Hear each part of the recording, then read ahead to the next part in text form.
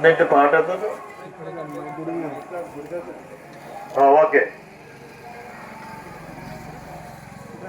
లైన్లో ఉండాలండి.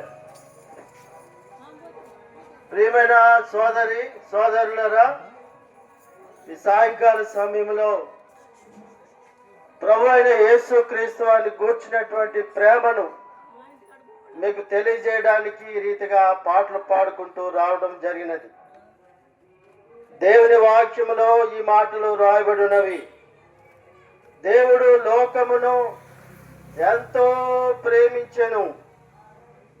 దేవుడు అనగా ప్రభువైన యేసుక్రీస్తు వారు ఈ లోకమును ఎంతో ప్రేమించెనని రాయబడి ఉన్నది. ప్రేమించెను అనగా ఆయన నిన్ను నన్ను ప్రేమించడమే.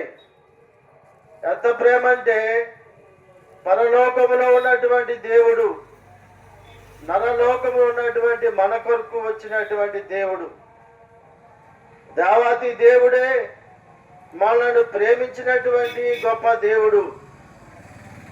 మానవులైనటువంటి మనలను ఎందుకు ప్రేమించవలసి వచ్చినదంటే దేవుడి వాక్యం చెప్తుంది, ఏ భేదమును లేదు, అందరూ పాపం చేసి దేవుడు అనుగ్రహించే మహిమను పొందలేకపోతున్నారు అని రాయబడి ఉంది. అనగా ఈ లోకములో జీవించు ప్రతి మానవుడు ఏ విధమైన భేదము లేకుండా పాపం చేసిన వారే. పాపములో పుడతా ఉన్నారు, పాపములో జీవిస్తూ ఉన్నారు, ఆఖరుగా పాపములోనే చనిపోతా ఉన్నారు. కాబట్టి పాపములో ఉన్నటువంటి మానవుని రక్షించి పాపములను క్షమించి వారికి మోక్షరాజ్యం ఇవ్వడానికే యేసుక్రీస్తు ప్రభువారు ఈ లోకానికి వచ్చారు. ఆలోచన చేయండి. ఈ మాట వింటున్నటువంటి ప్రియ దేవుని బిడ్డలారా, ఇది దేవుని ప్రేమ కాదా? కాబట్టి పరమదేవుడు, జీవగల దేవుడు పాపములతో అపరాధములతో చచ్చిన స్థితిలో ఉన్నటువంటి మనలను ఆయన ఈ లోకానికి వచ్చినటువంటి దేవుడు. ఆయన మన కొరకు ఈ లోకానికి వచ్చి ఉన్నారు, చనిపోయారు, సమాధి చేయబడ్డారు, తిరిగి 3వ రోజున మృత్యుంజయుడిగా లేపబడినటువంటి వారు.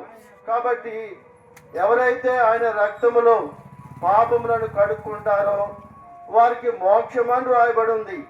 ఆయన కుమారుడైన యేసు రక్తము ప్రతి పాపము నుండి మనలను శుద్ధులనుగా చేయును అని రాయబడి ఉంది. కాబట్టి మన యొక్క పాపము పోవాలంటే, మనం ఆశించినట్లుగా మోక్షం పొందాలంటే యేసుక్రీస్తు ప్రభువారు కార్చిన రక్తములో మన పాపములను కడుక్కోవాలి. అదే శుభవార్తను మీకు తెలియజేయడానికి వచ్చి ఉన్నాం. ఇక్కడ నిలిచినటువంటి మేము కూడా ఒకప్పుడు దేవుడు అంటే తెలియని వారము. అయితే ప్రభు మమ్మల్ని సంధించాడు, మా పాపములను కడిగాడు. కనుక మేము పొందిన సంతోషాన్ని మీరు కూడా పొందాలనే ఉద్దేశంతో ఈ రీతిగా సువార్తను తీసుకుని వచ్చాం. ప్రభువైన యేసునందు విశ్వాసం ఉంచుము, అప్పుడు నీవును నీ ఇంటి వారును రక్షణ పొందుదురు.